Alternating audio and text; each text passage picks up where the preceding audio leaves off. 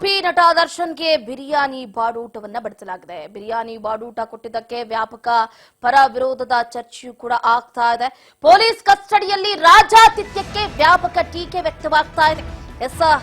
ದರ್ಶನ್ಗೆ ಪೊಲೀಸ್ ಠಾಣೆಯಲ್ಲಿ ರಾಜಾತಿಥ್ಯವನ್ನ ಮಾಡಲಾಗಿದೆ.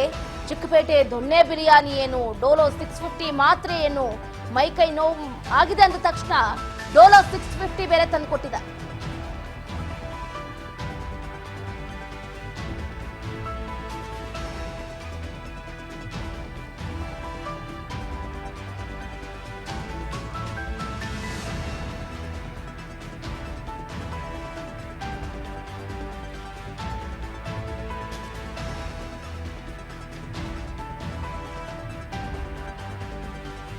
ಕೊಲೆ ಆರೋಪಿ ನಟ ದರ್ಶನ್ಗೆ ಚಿಕ್ಕಪೇಟೆ ದೊಣ್ಣೆ ಬಿರಿಯಾನಿ ತಂದುಕೊಡುವಂತಹ ಅವಶ್ಯಕತೆ ಇತ್ತ.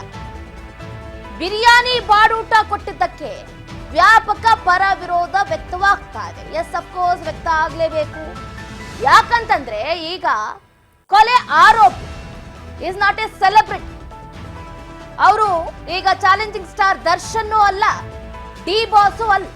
ಅವರು ಕೊಲೆಯ ಆರೋಪಿ ಪೊಲೀಸ್ ಕಸ್ಟಡಿಯಲ್ಲಿ ಇದ್ದಾರೆ. ಪೊಲೀಸ್ ಕಸ್ಟಡಿಯಲ್ಲಿದ್ರೂ ಕೂಡ ಅವರಿಗೆ ರಾಜಾತಿಥ್ಯ ಕೊಟ್ಟಿದ್ದು ಯಾಕೆ ಅನ್ನುವಂತ ಪ್ರಶ್ನೆ ಈಗ ಮೂಡ್ತಾ ಇದೆ. ಜನಸಾಮಾನ್ಯರಿಗಾದ್ರೆ ಒಂದು ನ್ಯಾಯ, ಬಡವರಿಗಾದ್ರೆ ಇನ್ನೊಂದು ನ್ಯಾಯನ? ಬಡವರಿಗೆ ಒಂದು ಕಾನೂನು, ದುಡ್ಡಿರೋರಿಗೆ ಮತ್ತೊಂದು ಕಾನೂನು. ಇದು ಯಾವ ಕಾನೂನು? ಪೊಲೀಸರ ನಡೆ ವಿರುದ್ಧ ನೆಟ್ಟಿಗರಿಂದ ಆಕ್ರೋಶವನ್ನ ವ್ಯಕ್ತಪಡಿಸಲಾಗ್ತಾ ಇದೆ. ಗಮನಿಸ್ತಾ ಇದ್ದೀರಾ ನೀವು? ಇದು ಏನು ಚಿಕ್ಕಪೇಟೆ ದೊಣ್ಣೆ ಬಿರಿಯಾನಿ, 10ಕ್ಕೂ ಹೆಚ್ಚು ದೊಣ್ಣೆ ಬಿರಿಯಾನಿಗಳನ್ನ ತಂದು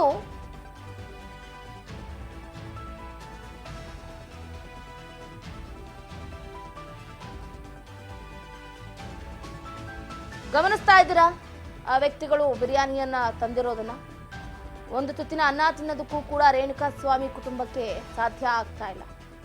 ಇವರು ಕ್ರೂರ ಮನಸ್ಥಿತಿಯವರು, ಕೊಲೆ ಮಾಡಿ ಸ್ಟೇಷನ್ನಲ್ಲಿ ಇದ್ರೂ ಕೂಡ ಅವರಿಗೆ ರಾಜಾತಿಥ್ಯವನ್ನ ಮಾಡಲಾಗ್ತಾ ಇರೋದು ಎಲ್ಲರ ಕೆಂಗಣ್ಣಿಗೆ ಗುರಿಯಾಗಿದೆ. ದರ್ಶನ್ ಗ್ಯಾಂಗ್ ಮಾತ್ರ ಯಾಕೆ ಬಿರಿಯಾನಿ ಸಪ್ಲೈ ಆಯಿತು? ಕ್ರಿಮಿನಲ್ಸ್ ಪೊಲೀಸ್ ಠಾಣೆಯಲ್ಲಿ ಇದ್ದಾರಾ ಅಥವಾ ಹೋಟೆಲಲ್ಲಿ ಇದ್ದಾರಾ ಅಂತ ಕಿಡಿ ಹೆಚ್ಚಾಗ್ತಾ ಇದೆ. ಇಲ್ಲಿ ಮೂಡ್ತಾ ಇರೋದು ಒಂದೇ ಪ್ರಶ್ನೆ, ಬಡವರ್ಗೆ ಯಾಕೆ ಸ್ವಾಮಿ ಒಂದು ತರ ನೋಡ್ಕೊಳ್ತೀರಾ? ಸೆಲೆಬ್ರಿಟಿ ಪೊಲಿಟಿಷಿಯನ್ಸ್ ಯಾಕೆ ಒಂಥರ ನೋಡ್ಕೊಳ್ತೀರಾ? ಹಂಗಾದ್ರೆ ಇಲ್ಲಿ ದುಡ್ಡಿಗೆ ಮಾತ್ರ ಬೆಲೆನಾ?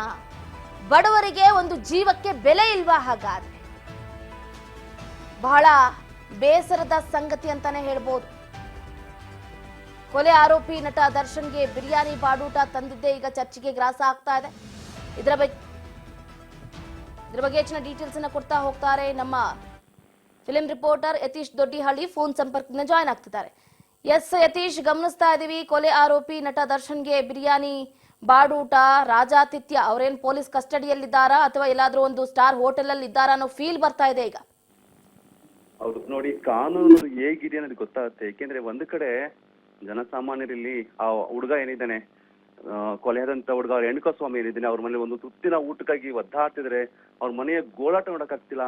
ಆ ಒಂದು ಏನು ಒಂದು ಆ ಹುಡುಗಿ 5 ತಿಂಗಳ ಪ್ರೆಗ್ನೆಂಟ್ ಹುಡುಗಿ, ಆ ಹುಡುಗಿಯ ನಳಾಟ ನೋಡಕ್ಕಾಗ್ತಿಲ್ಲ. ಆದ್ರೆ ಕೊಲೆ ಮಾಡಿ ರಾಜಾರೋಷವಾಗಿ ಇವರೆಲ್ಲರೂ ಕೂಡ ಏನು ಜೈಲಲ್ಲಿ ಇದ್ದಾರೋ ಅಥವಾ ಯಾವ್ದಾರೋ ಸ್ಟಾರ್ ಹೋಟ್ಲ್ ಇವ್ರನ್ನ ಇಟ್ಟಿದಾರೋ ಗೊತ್ತಿಲ್ಲ. ಇವ್ರನ್ನ ಕೊಲೆ ಮಾಡೋಗಿದಾರೋ ಅಥವಾ ಇವ್ರೇನೇನಾದ್ರೂ ಅಲ್ಲೇ ಸಮಾಜ ಸೇವೆ ಮಾಡೋಗಿರ್ಬೇಕು ಅಂತ ಅನ್ಸ್ತದೆ. ಆ ರೀತಿಯಾದಂತ ಅವರಿಗೆ ಆತಿಥ್ಯವನ್ನ ಇಲ್ಲಿ ಕೊಡ್ತಾ ಇರುವಂತ ಪೊಲೀಸ್ನರು. ನಿಜಕ್ಕೂ ನಮ್ಮ ಕಾನೂನು, ನಮ್ಮ ಪೊಲೀಸ್ ವ್ಯವಸ್ಥೆ ಎಷ್ಟು ಕೆಟ್ಟು ನಿಂತಿದೆ, ಕೆರಾಡಿ ನಿಂತಿದೆ ಅನ್ನೋಕೆ ಇದೊಂದು ಚಿಕ್ಕ ಎಕ್ಸಾಂಪಲ್ ಅಂತ ಹೇಳ್ಬೋದು ಚಂದ್ರಕಲಾ. ಆ ಕಡೆ ನರಳಾಟ ನೋಡಕ್ಕಾಗ್ತಲ್ಲ, ಈ ಕಡೆ ಇವ್ರದ್ದು ಕೊಲೆ ಮಾಡ್ಕೊಂಡ್ಬಂದು ಆರಾಮಾಗಿ ಸುತ್ತಾಡ್ಕೊಂಡು, ಅಂದ್ರೆ ಆ ಸ್ಟೇಷನ್ ಅಥವಾ ಹೋಟ್ಲಲ್ಲಿ ಆರಾಮಾಗಿರುವಂತ ಕಾಣಿಸ್ತಾ ಇದೆ. ಅವ್ರಿಗೆ ಏನು ಬಾಡೂಟ ಕೊಡುವಂಥದ್ದು, ಬಿರಿಯಾನಿ ಕೊಡುವಂಥದ್ದು, ಅವ್ರನ್ನ ನೋಡ್ಕೊಳ್ಳೋದ್ ಕೆಲಸ ಮಾಡ್ತಿದ್ದಾರೆ. ಎನಿವೆ, ಸೊ ಇದು ಸೆಕೆಂಡರಿ. ಮೊದಲು ವಿಚಾರ ಹೇಳ್ಬೇಕಾಗಿರುವಂಥದ್ದು, ಕಸ್ಟಡಿಗೆ 6 ದಿನಗಳ ಕಾಲ ಕೊಟ್ಟಾಗಿದೆ. ಈಗ ದರ್ಶನ್ ಅಂಡ್ ಗ್ಯಾಂಗ್ ಈಗ ಕಸ್ಟಡಿ ಇರುವಂತದ್ದು 6 ದಿನಗಳ ಕಾಲ. ಈ 6 ದಿನಗಳ ಕಾಲ ಏನೆಲ್ಲ ನಡೆಯುತ್ತೆ ಅನ್ನೋ ಬಗ್ಗೆ ಒಂದಿಷ್ಟು ಇನ್ಫಾರ್ಮೇಶನ್ ಕೊಟ್ಕೊಂಡು ಹೋಗ್ತೀನಿ. ಈ 6 ದಿನಗಳಲ್ಲಿ ಒಂದಷ್ಟು ಏನು ಆ ಕೇಸ್ಗೆ ಸಂಬಂಧಪಟ್ಟಂತ ಎಲ್ಲಾ ತನಿಖೆಗಳನ್ನ ಚುರುಕುಗೊಳಿಸಲಾಗುತ್ತೆ. ಎಸಿಪಿ ಮತ್ತೆ ಡಿಸಿಪಿ ಅವರ ನೇತೃತ್ವದಲ್ಲಿ ಈ ಕೇಸು ಚುರುಕುಗೊಂಡಿರುತ್ತದೆ. ಹಾಗಾಗಿ ಆ ವ್ಯಕ್ತಿಯನ್ನು ಕರ್ಕೊಂಡು ಬಂದಂತ ಸ್ಥಳದಿಂದ, ಅಂದ್ರೆ ಚಿತ್ರದುರ್ಗದಿಂದ ಬಂದಂದು ಆರ್ ನಗರ ಇರ್ಬೋದು, ಅಲ್ಲಿ ಏನೆಲ್ಲ ಆಯ್ತು ಅದೆಲ್ಲದೂ ಕೂಡ ಮಹಾರಾಜರು ಮಾಡುವಂತ ಕೆಲಸವನ್ನ ಮಾಡ್ಕೊಂಡು ಹೋಗ್ತಾ ಇರ್ತಾರೆ.